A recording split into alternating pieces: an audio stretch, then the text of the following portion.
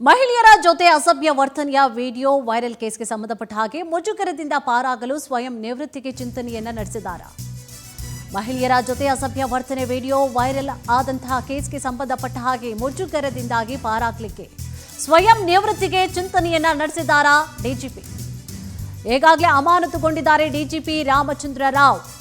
ಮೇ ತಿಂಗಳಲ್ಲಿ ನಿವೃತ್ತರಾಗಲಿದ್ದಾರೆ ಡಿಜಿಪಿ ಅವರು. ಇನ್ನು ರಾಮಚಂದ್ರ ರಾವ್ ಅಮಾನತು ಆದೇಶವನ್ನ ಹಿಂಪಡೆದ್ರು ಕೂಡ ಸಾಕಷ್ಟು ಮುಜುಗರ ಕೂಡ ಆಗುತ್ತೆ ಅವರಿಗೆ. ಹಿಂಪಡೆದುಕೊಂಡ್ರು ಕೂಡ ಮುಜುಗರವೇ ಅದು. ಇದರಿಂದಾಗಿ ಅಧೀನ ಸಿಬ್ಬಂದಿ ಮೇಲಿನ ಹಿಡಿತ ತಪ್ಪುವಂತಹ ಸಾಧ್ಯತೆ ಕೂಡ ಇರುತ್ತೆ. ಮೇಲಧಿಕಾರಿಗಳ ಎದುರು ತಲೆ ತಗ್ಗಿಸುವಂತಹ ಪ್ರಸಂಗ ಎದುರಾಗುತ್ತೆ. ಹೀಗಾಗಿ ಇನ್ನುಳಿದಂಥ 5 ತಿಂಗಳು ಸೇವೆಯ ಬದಲು ನಿವೃತ್ತಿಯ ಒಳಿತು ಅಂತೇಳಿ ಆ ಒಂದು ನಿರ್ಧಾರವನ್ನ ಮಾಡ್ತಾರೆ. ಈ ಮೂಲಕ ಮುಜುಗರದಿಂದ ಪಾರಾಗಲಿಕ್ಕೆ ರಾಮಚಂದ್ರ ರಾವ್ ಅವರು ಚಿಂತನೆಯನ್ನ ಕೂಡ ನಡೆಸಿದ್ದಾರಾ ಅನ್ನುವಂತಹ ಪ್ರಶ್ನೆ ಈಗಾಗಲೇ ಅಮಾನತುಗೊಂಡಿದ್ದಾರೆ ಡಿಜಿಪಿ ರಾಮಚಂದ್ರ ರಾವ್ ಅವರು. ಕಾರಣ ಏನು ಅಂತಂದ್ರೆ ಮೊನ್ನೆ ಒಂದಷ್ಟು ವಿಡಿಯೋಗಳು ವೈರಲ್ ಆಯ್ತಲ್ಲ, ಆ ಒಂದು ಪ್ರಕರಣ ಸಂಬಂಧವಾಗಿ ಮೇ ತಿಂಗಳಲ್ಲಿ ನಿವೃತ್ತರಾಗಲಿದ್ದಾರೆ. ಅಮಾನತು ಆದೇಶವನ್ನ ಹಿಂಪಡೆದ್ರು ಸಾಕಷ್ಟು ಮುಜುಗರ ಕೂಡ ಆಗುತ್ತೆ. ಒಂದ್ಸಲ ಆದ್ಮೇಲೆ ಮುಗೀತದು, ಒಂಥರ ಮುಜುಗರವೇ ಅದು. ಇದರಿಂದಾಗಿ ಅಧೀನ ಸಿಬ್ಬಂದಿ ಮೇಲಿನ ಹಿಡಿತ ಕೂಡ ತಪ್ಪುವಂತಹ ಸಾಧ್ಯತೆಗಳು ಕೂಡ ಇರುತ್ತೆ.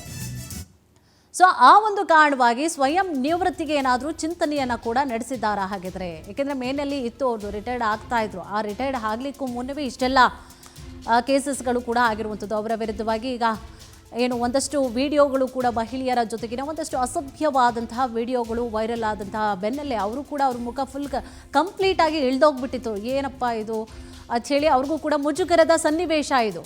ಸೊ ಅವರ ಕೈ ಕೆಳಗಡೆ ಕೆಲಸ ಮಾಡೋರು ಕೂಡ ಒಂದು ರೀತಿಯಾಗಿ ನೋಡ್ತಾ ಇರ್ತಾರೆ ಅವರನ್ನು, ನಮ್ಮ ಅಧಿಕಾರಿ ಹಿಂಗೆ ಅಂಥೇಳಿ.